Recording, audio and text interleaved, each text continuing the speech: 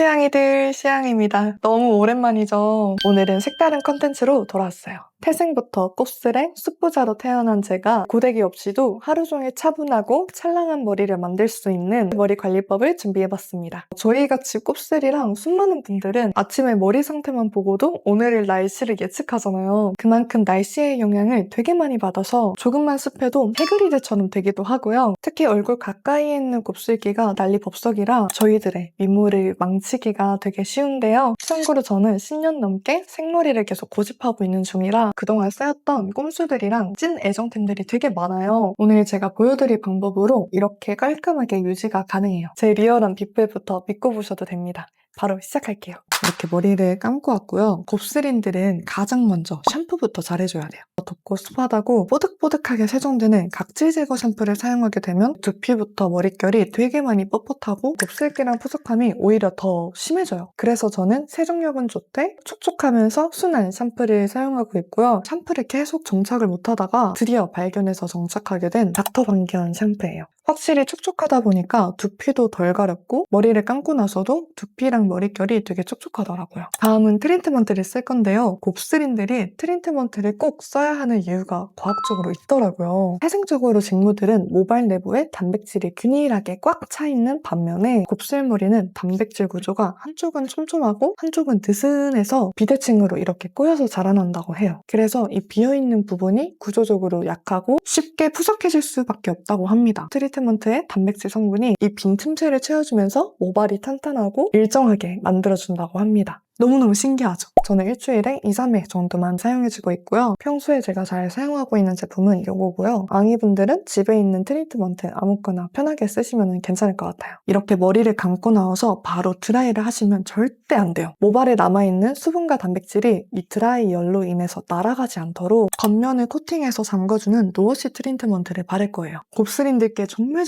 추천드리고 싶었던 제품이에요. 제가 정말 몇 통째 비웠는지 셀 수도 없을 정도로 많이 사용하고 있고 제가 정말 많이 써봤는데 이게 머리를 가장 차분하고 가장 부드럽게 만들어줘요. 그리고 고열에도 모발을 되게 잘 지켜주는지 상하는 게 되게 많이 덜하더라고요. 그래서 워시오브팩으로 머리 안쪽에 단백질을 채워주고 노워시 트리트먼트로 겉면에 좀 코팅을 해서 드라이 열로부터 모발을 방지해주시면 돼요. 트리트먼트를 처음 도포할 때 가장 많이 도포를 하게 되는데 정수리부터 하게 되면은 너무 웃기게 이렇게 쳐져요. 아래서부터 올라오면서 발라주세요.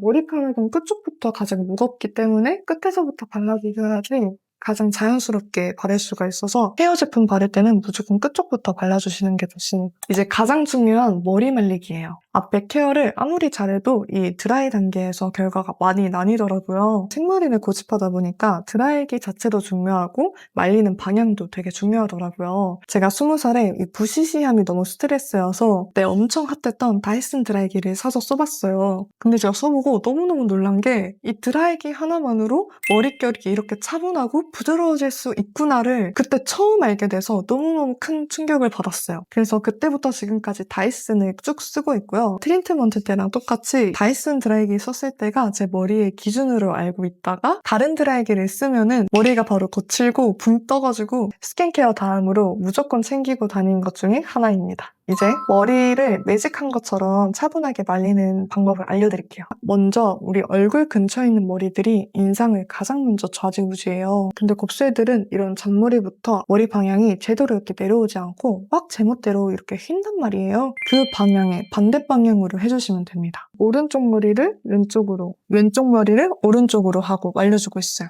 그리고 바람의 방향은 위에서 아래, 머리 방향이 좀 일직선으로 떨어지죠. 다 말리고 나서 이제 빗으로 빗어줘요. 평소에는 이것보다 훨씬 더 차분한데 지금 딱 장마 시작이어가지고 평소보다 더 많이 벙벙하네요. 물론 그래서 더 보여드리기 좋은 것 같습니다. 이게 끝이 아니라 계속 차분하게 만들어줄 거예요. 제가 다이슨을 좋아하는 이유가 이 바람 나오는 구멍을 이렇게 바꿀 수가 있거든요.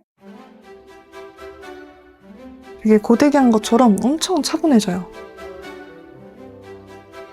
제가 이래서 이거 드라이기 없으면은 어디 가지를 못합니다. 이제 여기서 진짜 딱 하나만 남아있어요. 평소에 고데기를 잘 안 하지만은 세팅이 좀 필요한 날에는 고데기 하기 전에 딱딱해지지 않는 스프레이를 전체적으로 가볍게 뿌려주고 그 다음에 고데기를 하시면 훨씬 더 차분하고 오래 가실 거예요. 근데 저는 보통 고데기를 사용하지 않아서 약간은 이런 벙벙함과 잔머리가 많은 자연인 상태인데요. 근데 이 상태로만 또 돌아다니기는 좀 아쉽잖아요. 머리가 상하지 않게 고데기를 사용하지 않으면서 머리에 차분함을 줄 수 있는 게 헤어픽서예요. 헤어 오일을 사용을 했었었는데 전체적으로 윤기를 줄 수는 있지만 여름에 정말 덥거나 장마철처럼 습할 때는 굉장히 무거워 보이고 지저분해 보이더라고요. 그래서 부시시함만 잡아줄 수 있는 헤어 픽서를 사용하는데 이게 또 어떤 픽서인지가 되게 중요해요. 흔히 저희가 잘 알고 있는 잔머리 픽서는 이런 잔머리나 약간 튀어나와 있는 잔머리에는 좋겠지만 이 아래에 있는 머리랑 착 달라붙어가지고 아래는 벙벙한데 정수리는 늘러붙으니까 가발처럼 웃긴 형태가 되더라고요. 약간 늘러붙는 느낌?